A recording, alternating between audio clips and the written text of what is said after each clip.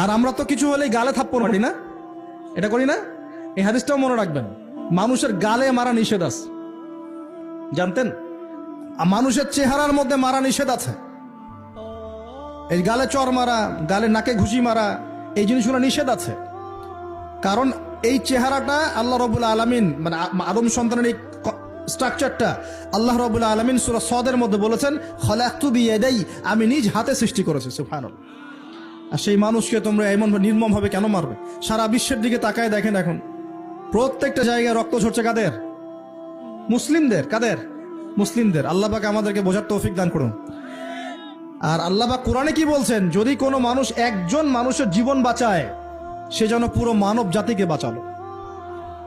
এত পছন্দ আল্লাহর কাছে জীবন বাঁচানো। আর কেউ যদি কোনো মানুষকে অন্যায়ভাবে হত্যা করে, সে যেন পুরো মানব জাতিকে হত্যা করে। আল্লাহ আমাদেরকে হেফাজত করুন।